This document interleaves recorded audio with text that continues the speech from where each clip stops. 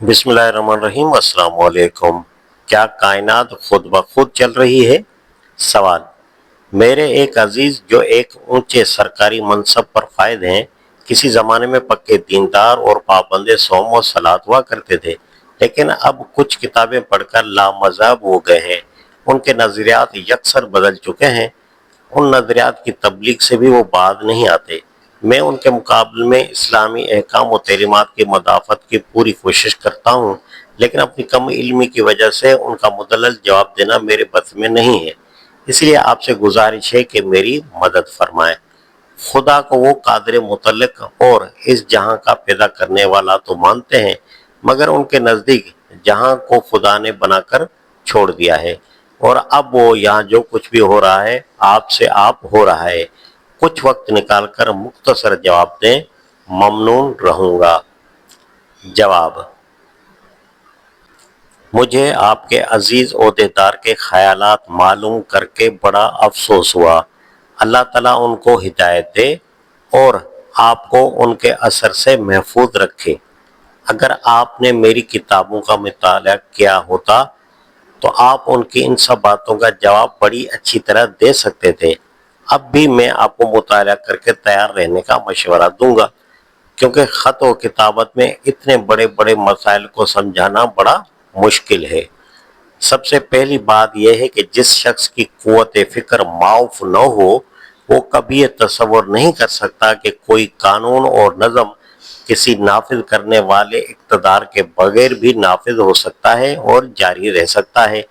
कायनात में कानून और नज़म मौजूद है, उसका इनकार तो किसी तरह किया ही नहीं जा सकता। अब क्या अक्ल ये बावर कर सकती है कि इतने बड़े लामहदूद पैमाने पर लामहदूद मुद्दत तक ये कानून और नज़म किसी इक़्तिदार के बगैर ही चल रहा है? कोई गैर मुतस्सब अकल तो उसे बावर नहीं कर सकती, मगर दो बातें ऐसी हैं जिनकी वजह से अच्छे खासे होशमंद इंसान इस नादानी में मुब्तला हो जाते हैं। एक ये कि उनकी फ़िक्र व नज़र का दर बहुत तंग है, जिसके बायस वो इस अजीमुल शान इक़्तिदार का तसव्वुर करने से आजिज़ रह गए हैं, जो इतनी बड़ी कायनात में नज़म और कानून को अज़ल से अबद तक चला रहा है। दूसरे ये है कि वो उसको मानना चाहते ही नहीं हैं, क्योंकि उसको मान लेने के बाद उनके लिए दुनिया में मनमानी करने की आज़ादी बाकी नहीं रहती।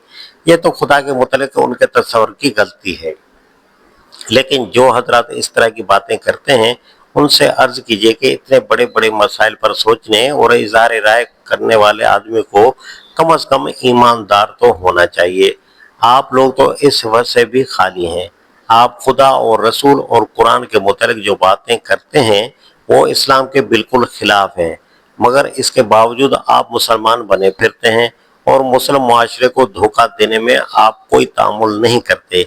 अगर आप ईमानदार होते तो जिस वक्त आपने ये आरा कायम की थी, उसी वक्त इस्लाम से अपनी अलहदगी का ऐलान कर देते और अपने नाम भी तब्दील कर लेते, ताकि मुस्लिम मुआशरा आपसे धोखा खाकर आपके साथ वो मामला जारी न रखता जो वो किसी गैर मुस्लिम के साथ रखना पसंद नहीं करता। इस सरी जालसाजी और फरेब के बाद आपकी किसी राय को वो वक़्त देना जो सिर्फ ईमानदार और मुखलिस आदमी की आरा ही को दी जा सकती है, हमारे लिए सख्त मुश्किल है। तर्जुमान कुरान, जून 1962।